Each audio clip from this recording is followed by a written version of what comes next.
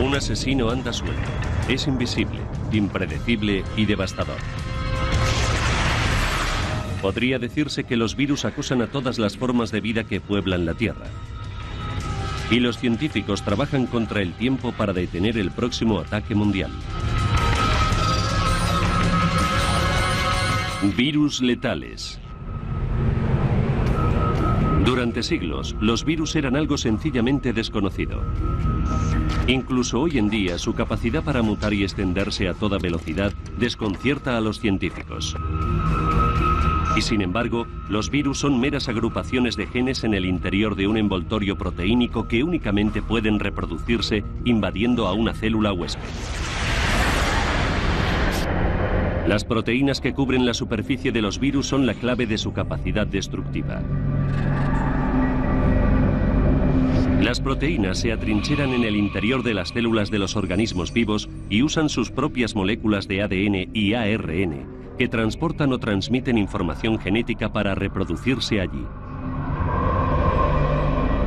Los virus del ARN son los más letales porque mutan con gran facilidad. A esta categoría de alto riesgo pertenece el virus de la enfermedad conocida como SARS, o síndrome respiratorio agudo grave. Noviembre de 2002. Esta enfermedad respiratoria desconocida se extendía por el sur de China. En cuestión de meses, el SARS infectó a 8.000 personas y mató a casi 800. Los civiles vivían asustados e imploraban clemencia divina. Pero su destino se encontraba en las manos de este hombre, el profesor Yi Wan, un especialista en gripe del Hospital Queen Mary de Hong Kong. Él fue quien se hizo cargo del caso del SARS. Al parecer, el virus se transmite a través de un estrecho contacto personal, por lo que existía el riesgo de que se propagara rápidamente. La prioridad era aislar el virus, encontrar sus orígenes y precisar el modo de transmisión. El sur de China es un caldo de cultivo perfecto para los nuevos virus. La combinación de densidad de población humana y animal convierte a esta región en una bomba de relojería vírica.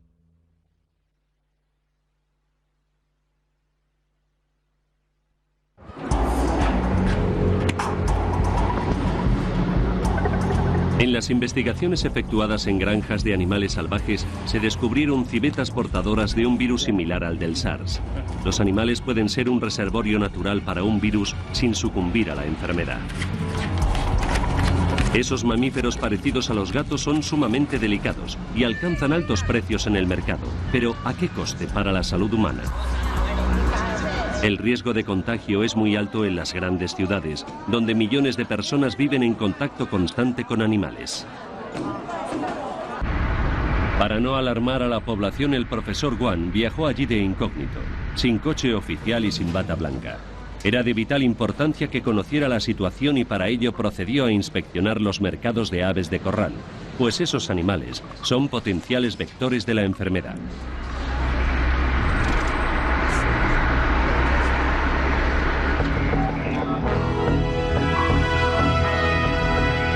Las alertas de gripe asiática de 1997 y 2001 estaban aún muy recientes en las mentes de los chinos, que seguían luchando contra el SARS o síndrome respiratorio agudo grave.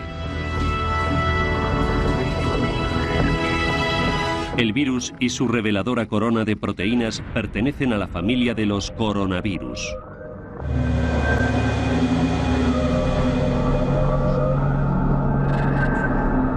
Este organismo tarda entre 6 y 8 horas en reproducirse dentro de una célula huésped.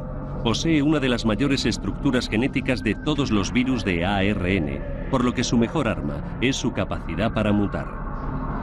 En un primer momento, las autoridades mantuvieron en secreto la aparición del SARS.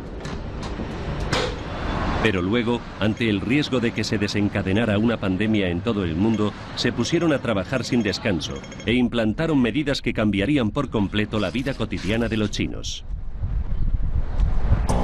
Mientras que la mayoría de la gente permanecía en casa, el profesor Wang cruzaba una y otra vez la frontera entre Hong Kong y la zona continental de China para descubrir el paradero del SARS. Y pese a su relevante condición como eminencia en SARS, también él tuvo que someterse a los controles de temperatura.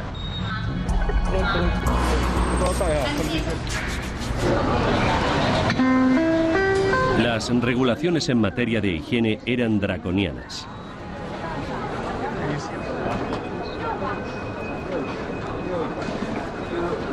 China se declaró prácticamente en cuarentena. Los principales aeropuertos examinaban a los viajeros con detectores térmicos y se interceptaba a quienes tenían una temperatura superior a lo normal.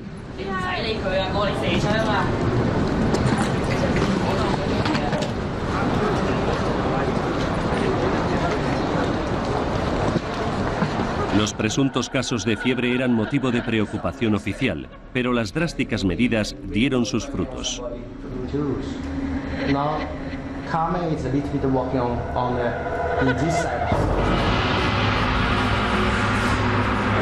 El virus dejó de propagarse casi tan rápido como empezó a hacerlo. Sin embargo, el profesor Guan y su equipo permanecieron alerta. Médicos y enfermeros tenían la certeza de que el SARS regresaría. El profesor Guan considera que el próximo brote será aún peor, ya que el virus mutará para sobrevivir. Siempre que un nuevo virus mutante como el SARS amenaza a la humanidad, los científicos vuelven la mirada a la infame gripe española de 1918. España fue el primer país en hacer públicos casos de la enfermedad, 8 millones solo en su territorio, pero aquello no era más que la punta del iceberg. Hoy, en el Instituto de Patología de las Fuerzas Armadas de los Estados Unidos, el profesor Jeffrey Taubenberger trata de garantizar que no vuelva a producirse una catástrofe igual. Lo que sabemos en estos momentos es que probablemente todas las personas vivas en el año 1918 respiraron el virus de la gripe, aunque solo entre la mitad y un tercio enfermaron. Eso sí, un elevado porcentaje de los enfermos falleció a consecuencia de la gripe. La cifra de víctimas mortales que causó la epidemia fue superior a la de la Primera Guerra Mundial. Hoy por hoy, se cree que entre 50 y 100 millones de personas perdieron la vida en poco más de un año. Los enfermos se ponían azules, los pulmones se les llenaban de fluidos y literalmente se ahogaban en cuestión de días, a veces incluso horas. Casi la mitad de las víctimas estadounidenses en la Primera Guerra perecieron de ese modo. Y en aquel momento, nadie sospechaba de un virus. Las claves del misterio de la gripe española se encuentran en los archivos de las Fuerzas Armadas estadounidenses. Allí hay diminutos bloques de parafina en los que se conservan millones de muestras de tejidos procedentes de víctimas de la enfermedad. En 1996, el profesor Taubenberger empezó a secuenciar el genoma, es decir, a trazar el mapa genético del virus. Pero el banco de tejidos carecía de suficientes muestras bien conservadas para crear un retrato completo del asesino. El profesor Taubenberger necesitaba la ayuda de un tenaz buscador de virus para encontrar más muestras.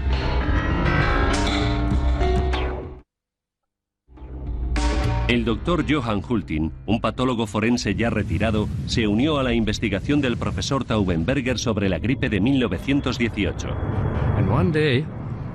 Un día, un visitante mencionó que alguien debía ir a Alaska a buscar en sus helados territorios víctimas de la pandemia de gripe de 1918. Cuando lo oí, supe que esa misión era perfecta para mí. Aquella fue la segunda expedición del Dr. Hultin a Alaska. La primera tuvo lugar en 1951. El momento en que vi a la víctima número 11 fue increíble para mí.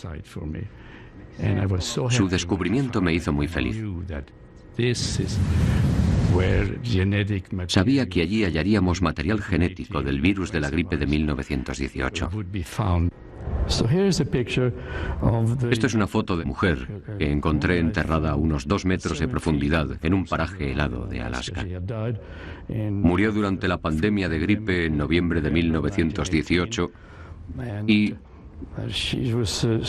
se momificó de forma excepcional. En vida había sido obesa, por lo que sus órganos internos se preservaron muy bien. De ahí que encontrara muestras pulmonares tan útiles para usted. Johann puede que no reconozca esto, pero son las muestras de tejidos que nos envió desde Alaska, las que encontró congeladas. Nosotros las procesamos para poder observarlas al microscopio. ¿Pero es peligroso desenterrar un virus letal? Estudiar el virus de 1918 no supone riesgo alguno para nuestra seguridad. Estamos extrayendo diminutos fragmentos del virus de la gripe de tejidos pertenecientes a personas que murieron a causa de esta enfermedad hace 80 años. Y en esos tejidos no queda ningún virus vivo. El profesor Taubenberger y sus colegas emplearon una nueva técnica de duplicación para reproducir de forma artificial el ARN del virus de 1918. Una década después, por fin ha logrado completar la secuencia.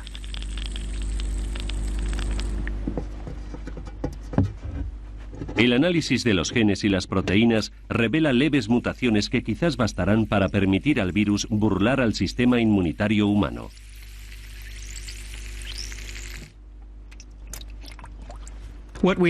Pensamos que el virus de 1918 surgió de una forma muy inusual de gripe aviar, que en nuestra opinión fue adaptándose a los humanos poco a poco, a lo largo de un par de años.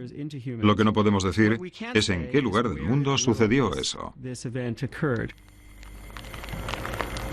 La mayoría de los virólogos cree inevitable que se desate otra pandemia de gripe, lo cual plantea la siguiente pregunta: ¿podría predecirse? La región de la Camargue, en el sur de Francia, es un laboratorio natural para el estudio de los virus. En este lugar, las aves migratorias, sobre todo las acuáticas, ponen a disposición de los científicos un enorme reservorio móvil de gripe. Los virus se reproducen en el intestino de los pájaros y son excretados en sus deposiciones. Hoy, los científicos de la Escuela de Veterinaria de Lyon van a trabajar sobre el terreno.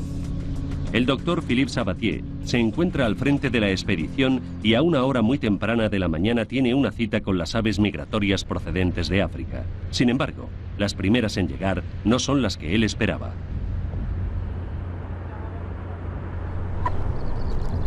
Es increíble.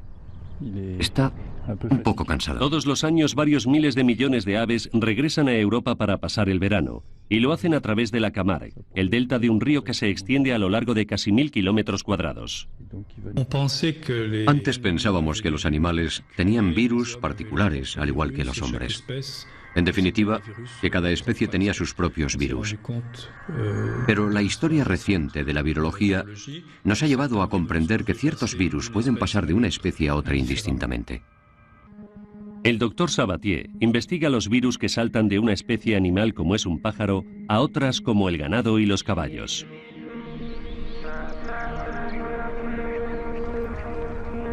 Los granjeros locales ayudan a los científicos a efectuar un seguimiento de los animales para poder controlar los virus aviares.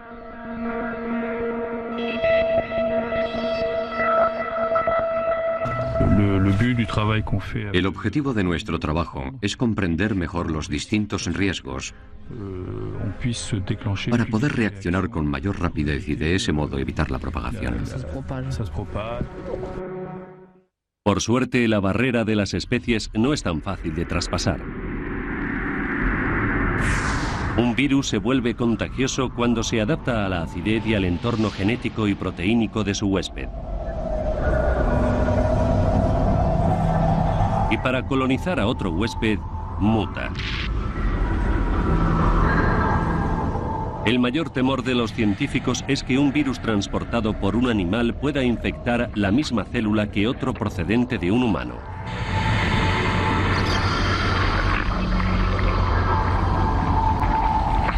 El material genético combinado produciría miles de híbridos virales. Y esos mutantes podrían convertirse en temibles asesinos. La gripe española y el SARS bien podrían haber mutado de este modo. Pero el doctor Sabatier cuenta con un aliado en la búsqueda de virus. Su mejor espía es Antonio Weil, director del programa de Ciencias de la Vida del Centro Nacional de Estudios Espaciales francés.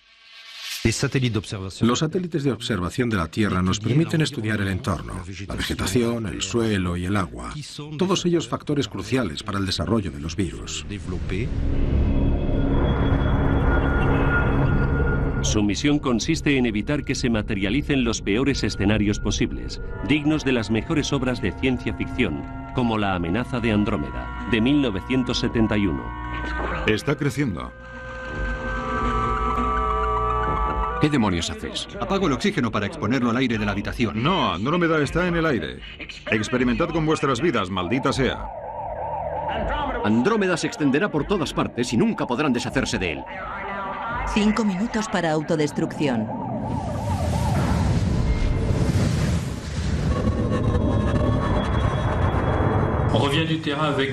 Acabamos de regresar de la expedición sobre el terreno y traemos varias muestras.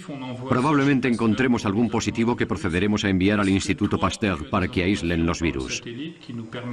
¿Tienes algún dato del satélite que sugiera un riesgo de epidemia hoy? Antonio Güell y Philippe Sabatier forman parte de un programa de seguimiento mundial llamado BIRD. Su objetivo es reducir el riesgo de propagación de los virus a través de los desplazamientos de las aves migratorias. Colocando microtransmisores vía satélite en los pájaros, los científicos pueden seguirles allá a donde vayan. Hemos recibido las últimas emisiones de las garzas. Algunas ya han llegado cerca de Mauritania. A continuación se anotan las escalas de los pájaros y sus destinos finales, y se procede a dividir la Camargue en hábitats.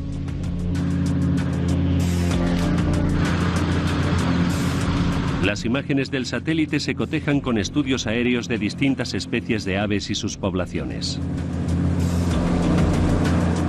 Este año, debido a la abundancia de vegetación en la Camargue, los pájaros podrían permanecer allí más tiempo, lo que aumentaría el riesgo de una epidemia.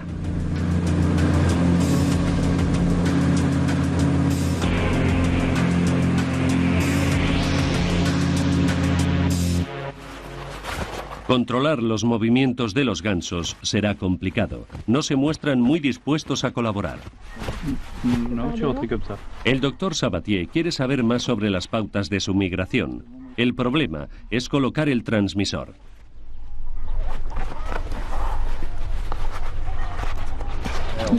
Creo que ya está bien. ¿La soltamos? El exceso de equipaje es una carga, pero pronto se acostumbrarán.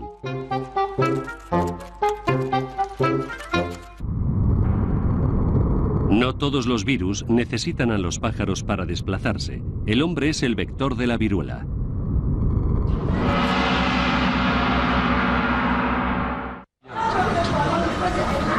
En Calcuta vive Suapan Nandan, un milagro viviente. Contrajo la viruela siendo un niño.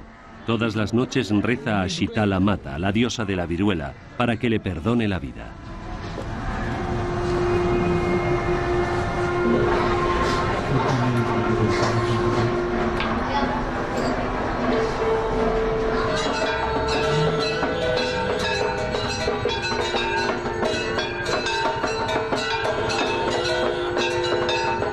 Hubo un tiempo en que las grandes pandemias se aceptaban como un castigo divino que había que sufrir con resignación.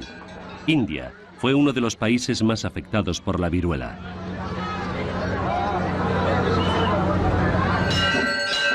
Antes de que existieran las vacunaciones multitudinarias, la única esperanza era la oración.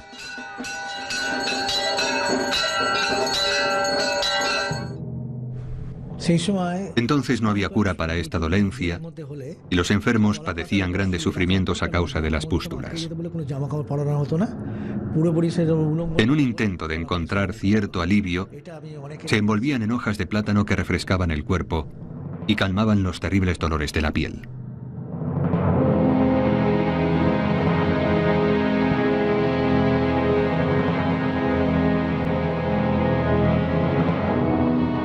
Quienes sobrevivieron quedaron marcados, a menudo de por vida.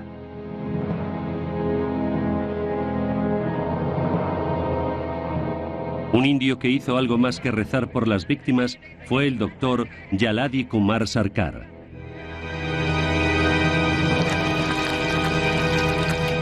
El doctor Sarkar es la personificación de la ciencia. Este hombre creó el primer laboratorio de virología e impulsó el programa de vacunación nacional. Recuerda que los lugareños se aferraron a la religión y al principio rechazaron la vacuna.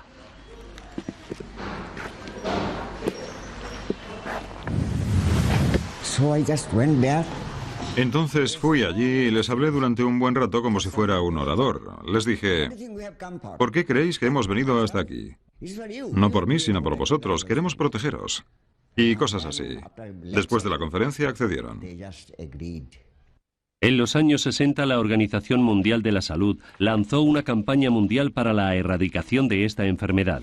En 1975, India se convirtió en uno de los últimos países en acabar con la viruela. La historia de esta enfermedad es larga y dolorosa. Los chinos trataron de vacunarse contra ella ya en el siglo VIII.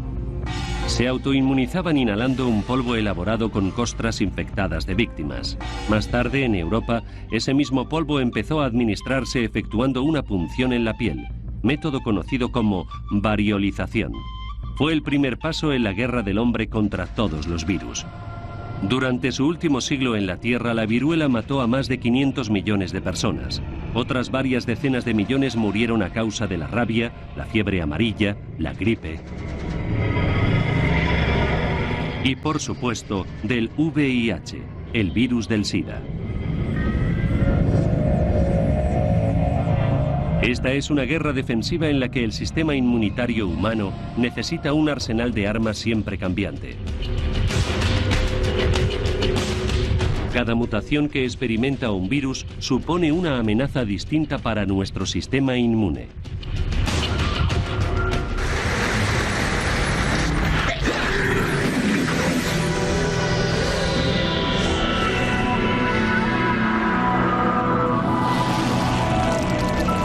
Las vacunas refuerzan las defensas de nuestro cuerpo, entrenando al sistema inmunitario para reconocer a los invasores.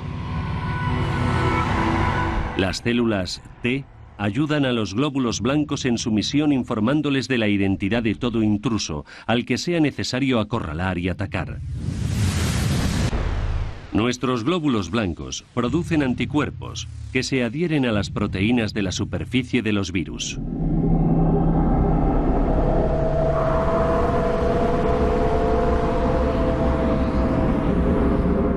De ese modo, neutralizan al enemigo y acaban con él.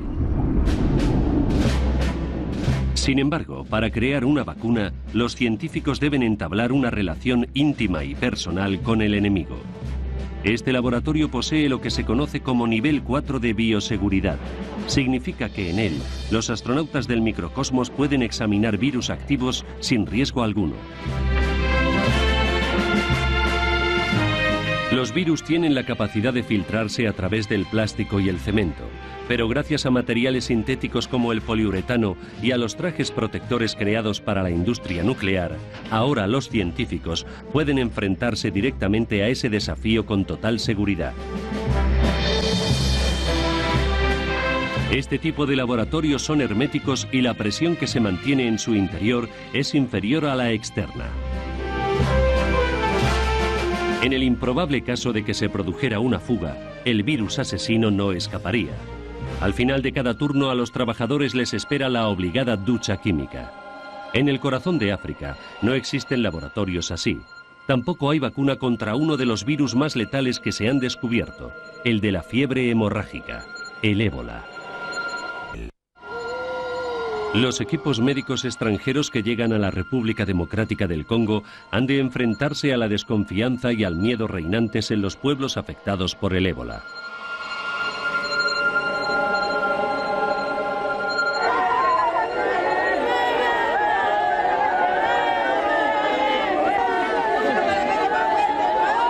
El doctor Eric Leroy, un virólogo del Instituto de Investigación para el Desarrollo del Gobierno francés, o IRD, acude al lugar lo antes posible.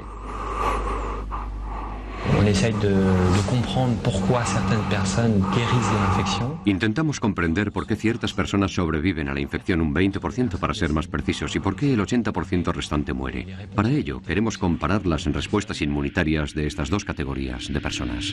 La estructura del ébola es filamentosa, y a ella le debe su nombre la familia a la que el virus pertenece, la de los Filoviridae. Es uno de los más de una docena de agentes calientes que existen, que no son otra cosa que virus que se expanden y matan rápidamente. El ébola ataca al sistema inmunitario y destruye las células que bordean los vasos sanguíneos, causando hemorragias. El ébola está en nuestro pueblo. Cuando veáis llegar a las enfermeras, no las amenacéis. Están aquí para salvar a la gente del ébola. Y es importante que aquellos que hayan huido a las selvas regresen al pueblo.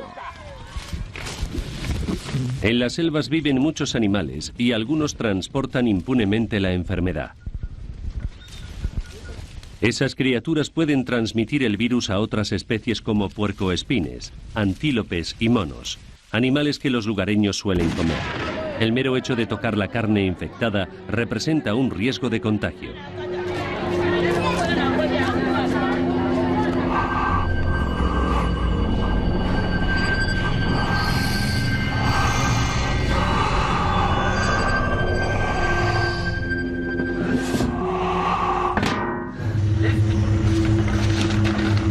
El ébola se transmite por contacto físico y mediante la exposición a los fluidos corporales de las víctimas.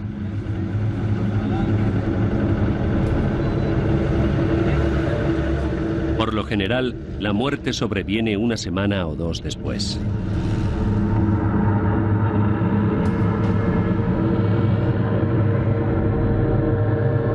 Los voluntarios entierran a los fallecidos con gran cuidado, ya que temen por su propia integridad. Los pueblos se ponen en cuarentena para interrumpir la cadena de contagios. ¿Sabías que la zona estaba en cuarentena antes de marcharte a...?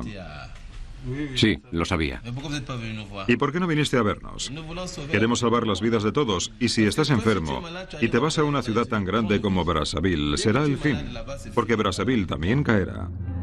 Los equipos locales de enfermeros se toman muy en serio su formación. No en vano suelen ser las primeras víctimas.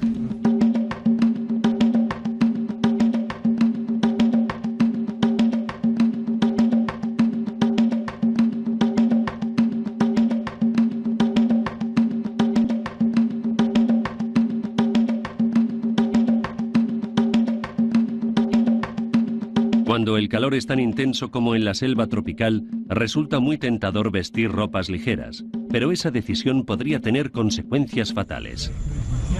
Los trajes protectores se eliminan de una forma segura tras su uso.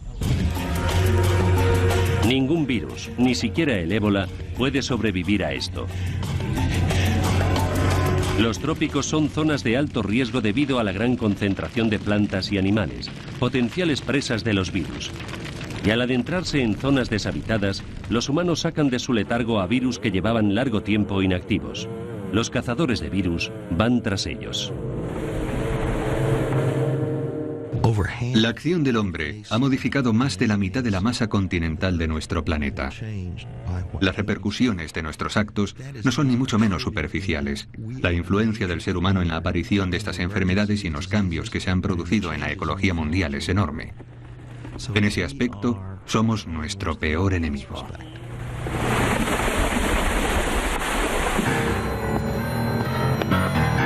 El profesor Peters, de la Delegación Médica de la Universidad de Texas, es el padre de todos los cazadores de virus y fue el descubridor de un enemigo desconocido hasta entonces. El virus Nipah se descubrió en Malasia en 1999.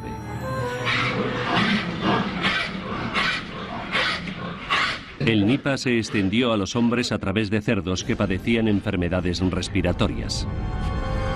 Los primeros en contraerlo fueron los ganaderos que criaban este tipo de animales. Se adoptaron medidas implacables para hacer frente a la enfermedad.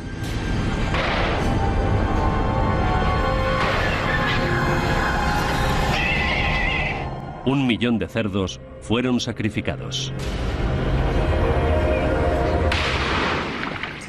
Pero para empezar, ¿cómo contrajeron ellos el Nipah? Los investigadores creen que el reservorio del virus era el murciélago y que él se lo transmitió a los cerdos. A los virólogos les preocupa que el Nipah haya infectado también a perros y gatos. Este virus puede franquear sin problemas las barreras biológicas, motivo por el cual el profesor Peters lo clasifica como uno de los descubrimientos virales más aterradores de todos los tiempos. Solo los virus anónimos y letales superan los controles de seguridad sin identificación. Buenos días, disculpe, ¿puedo ayudarle? Un nuevo virus de Asia. Soy el Dr. Peters. Dr. Peters, ¿puedo comprobar si tiene autorización para acceder al edificio, por favor? La gente siempre te pregunta cuál es el más grande, el peor, el que hace que te despiertes sudando en mitad de la noche y esas cosas. Pero lo cierto es que nadie sabe cuál será el próximo virus letal que aparecerá. Lo que sí podemos afirmar, en cambio, es que los peores virus son aquellos capaces de transmitirse de persona a persona. Ese es el grupo de virus que más nos preocupa.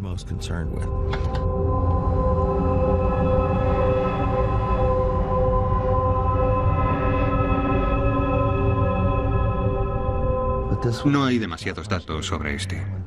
Dado que no existe una buena red de control, cuando todo sucede en otros continentes, carecemos de un buen sistema para estudiar los detalles de lo ocurrido. Y en mi opinión, eso nos pone en peligro. Cada 2 o 3 años, un nuevo virus ataca al ser humano. Nadie sabe de dónde procede, cómo se transmite o las dimensiones que podría tener una epidemia. Lo único que podemos afirmar con certeza es que tendrá lugar otro ataque con consecuencias fatales. Habrá millones y millones de muertes, y todo eso tendrá una notable repercusión, no solo en lo que a los muertos y enfermos se refiere, sino también en el ámbito de la práctica clínica, cuya naturaleza cambiará. Toda esta situación tendrá graves consecuencias para la economía. La gente no querrá subir a los aviones porque son cámaras cerradas en las que pueden circular los virus, y no habrá mano de obra para recoger las cosechas. En la Tierra viven más de 4.000 especies de virus, y sin embargo, el porcentaje de estos organismos que ataca al hombre es muy pequeño. Antes de sacar los virus de sus contenedores son sometidos a un complejo proceso bioquímico que culmina con su desactivación. De ese modo, los científicos pueden estudiarlos sin protección.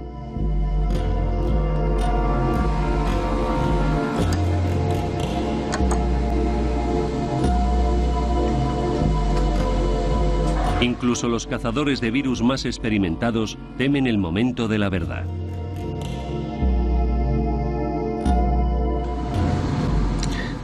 Eso es muy interesante. A mí me parece SARS. Sí, eso parece. Sí, echemos un vistazo a la micrografía para asegurarnos. Sí. El profesor Peters ha participado en todas las grandes cruzadas contra los virus, lo cual le ha costado algún que otro sacrificio personal.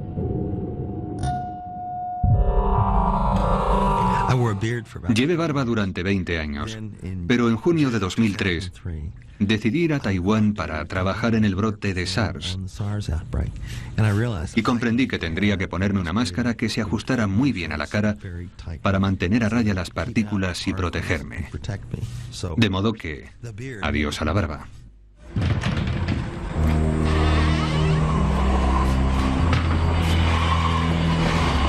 El profesor Peters ya se ha retirado del trabajo de campo, pero ahí fuera hay otros cazadores de virus. El biólogo brasileño Luis Eloy Pereira y su equipo del Instituto Adolfo Lutz de Sao Paulo estudian a la víctima de una enfermedad desconocida. El suyo es un verdadero trabajo detectivesco que les obliga a buscar pistas del paradero del asesino fuera del laboratorio. El equipo inspecciona las cuevas, los campos, los bosques y los pantanos de Brasil en busca del virus. Renato, este animal es un vampiro porque es hematófago, pero además es un reservorio de arbovirus ya que vive en la selva. Los arbovirus se transmiten mediante insectos que se alimentan de sangre. El clima tropical de Brasil y la variada fauna y flora del país constituyen un entorno perfecto para el desarrollo de estos virus. Los arbovirus causan todo tipo de dolencias, desde fiebre moderada en los humanos hasta encefalitis o inflamación del cerebro, enfermedad potencialmente letal. Y los murciélagos y los roedores figuran nuevamente entre los sospechosos habituales.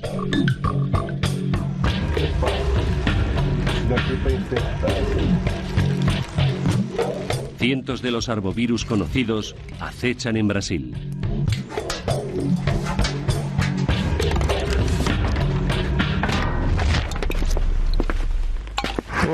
Renato, estos son los roedores que capturamos y en los que detectamos arbovirus, ¿te acuerdas? Voy a dejar esto aquí en la estantería para su identificación, ¿entendido? Sí.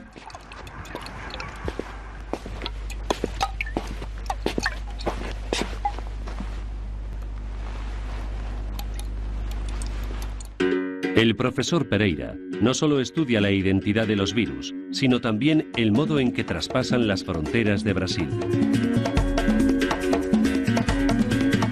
Los pájaros, al igual que los roedores, les sirven como medio de transporte.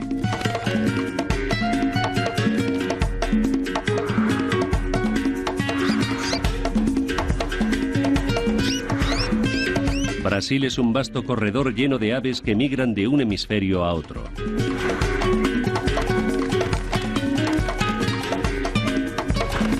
Y un mosquito portador de un virus podría picar a cualquiera de esos pájaros, haciendo que el ave infectada transportara el letal organismo a miles de kilómetros de distancia, a otros países.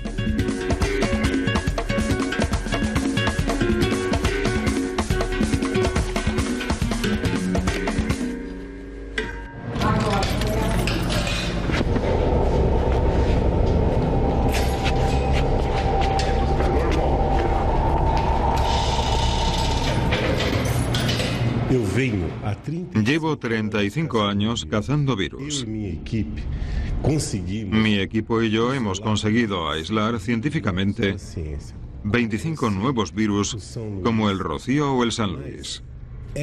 Sin embargo, esta pasión puede resultar muy peligrosa. Una vez me contaminé con el virus Guaratuba y casi muero.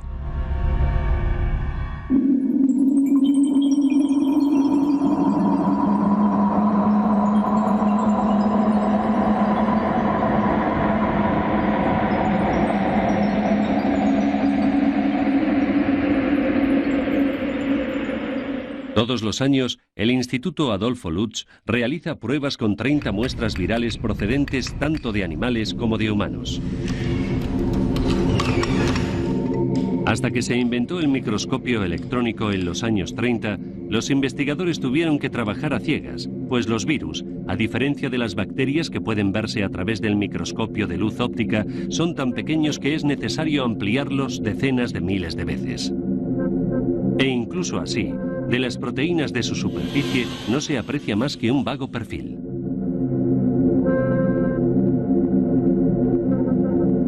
Aquí, un haz de electrones recorre un virus para dejar al descubierto lo invisible.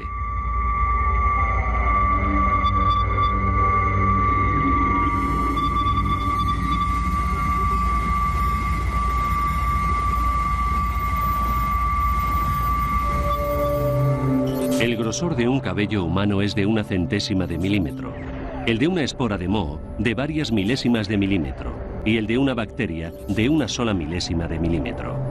Es el mundo de los virus. El de la viruela es uno de los más grandes con sus 2 10 de milímetro. Luego están los coronavirus y los rinovirus, más pequeños, con tan solo 2 100 de milímetro. Estas cifras que nos nublan la mente son vitales para virólogos como el doctor John Ives Sgro. Para un observador experimentado, esos números desvelan los primeros secretos de una galaxia desconocida.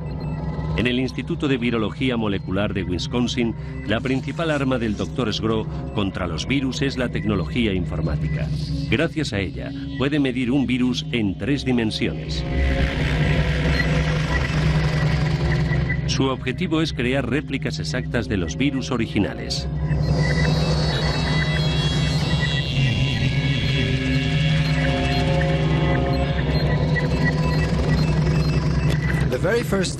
Para mí, ver por primera vez la imagen de un virus en la pantalla fue algo muy emocionante. De repente, a partir de todos esos grupos de números que normalmente no significarían gran cosa para nadie, cobró vida este nuevo mundo al que nadie había ido antes. Un nuevo mundo con montañas, valles y cañones, que podían trazarse en un atlas tridimensional de todos los virus.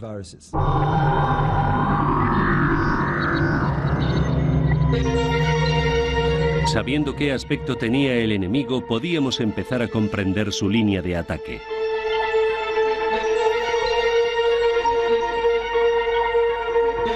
Pero entonces entró en escena un virus excepcional que eclipsó al resto.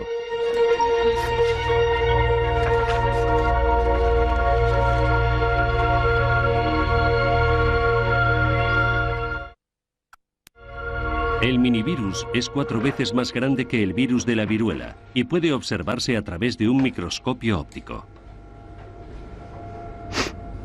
Este organismo fue hallado en un sistema de refrigeración de Bradford, Inglaterra, en 1992. Durante mucho tiempo se pensó que era una bacteria por su tamaño y su compleja composición genética. El doctor Didier Raoult, microbiólogo francés de la Universidad Mediterránea de Marsella, recuerda su primer encuentro con el Mimi. La primera vez que lo vimos, quedamos impresionados porque no esperábamos que tuviera esa forma. A diferencia de las bacterias, era muy geométrico y nos llevó cierto tiempo comprender que sufríamos una suerte de bloqueo mental que nos impedía pensar que un virus pudiera ser tan grande. Era imposible. Al colocar el mimivirus junto a ciertas bacterias, sobre todo si son de las más pequeñas, queda patente que el diámetro del virus no solo es similar, sino en ocasiones incluso más grande que el de las bacterias. Es comprensible, por tanto, que durante años lo confundiéramos con una bacteria. Cuando el equipo del Dr. Raoult secuenció el genoma de Mimi, descubrió que un 80% de sus genes no existía en ningún otro lugar. Un rasgo típico de los virus. El mimivirus nos demostró lo poco que sabemos sobre los virus. En este mundo hay más virus que cualquier otra forma de vida. En el fondo del mar, en el lodo y en el agua, se han descubierto virus sumamente curiosos. Pero en general, el de los virus es un mundo aún por descubrir. Este mensaje podría provocar un escalofrío en todo el mundo médico. Pero, ¿qué sucedería si se descubriera un virus capaz de ayudar a la humanidad? El doctor Daniel See, un radiólogo del Centro Médico de Stanford en California, ha experimentado con un virus frío creado a medida para luchar contra el cáncer de hígado. Inyectado a la arteria que conduce a dicho órgano, el virus extermina las células tumorales sin dañar los tejidos sanos. A principios del siglo XX, una mujer que padecía un cáncer cervical contrajo la gripe. Estuvo gravemente enferma, pero tras recuperarse, su cáncer mejoró. Todo el mundo se dio cuenta, aunque nadie estaba muy seguro del motivo.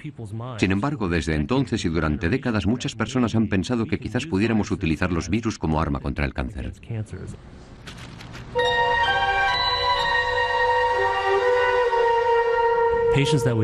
Pacientes a los que no dábamos más que unos meses de vida sobrevivieron como media un año más.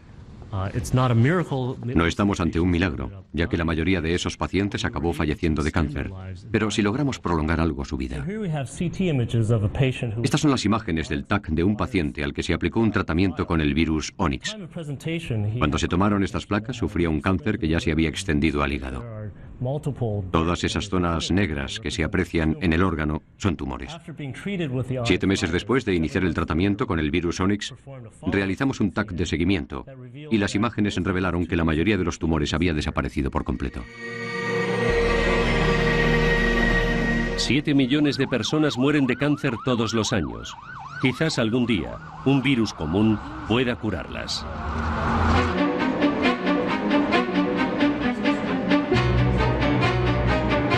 Los investigadores están utilizando al enemigo más insidioso del hombre para conseguir otros remedios. El profesor Anthony Van Den Pol, de la Facultad de Medicina de Yale, aplica el comportamiento viral al cerebro humano. Este hombre emplea los virus para acabar con tumores cerebrales y conducir hasta una célula defectuosa del cerebro el gen que necesita. Nuestro cerebro contiene 100.000 millones de células. Manipulando sus códigos genéticos, los virus pueden buscar en ese órgano ciertas células para matarlas o curarlas. Pero, ¿cómo controlar lo que sucede?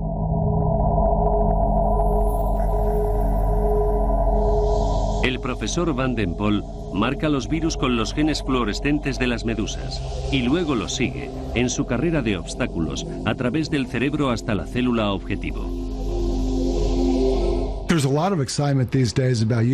Hoy por hoy, la posibilidad de emplear virus para tratar diversas enfermedades neurológicas despierta una gran expectación. Y creo que el futuro será muy interesante, pues utilizaremos a los virus como medio de transporte para enviar genes a las células dañadas y también para destruir células malignas como las de los tumores cerebrales. Esto era una célula nerviosa infectada con un virus y la actividad eléctrica parece bastante normal, ¿no crees?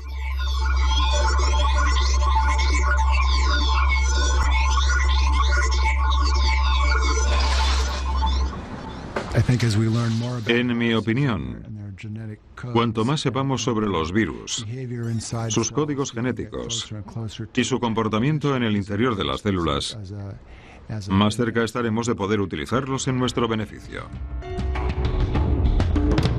Si los virus pueden destruir células tumorales ubicadas en el cerebro y prolongar la vida de las células sanas, quizás también sean la respuesta a la eterna juventud.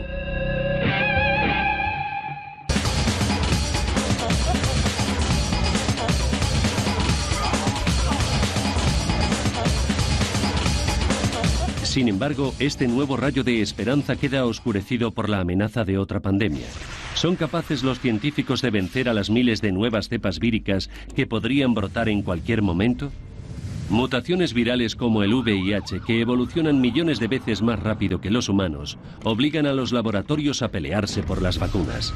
Nosotros observamos y experimentamos para evitar el próximo ataque a escala mundial. Pero también confiamos en que nuestro mayor enemigo pueda un día convertirse en nuestro aliado en la lucha contra la enfermedad.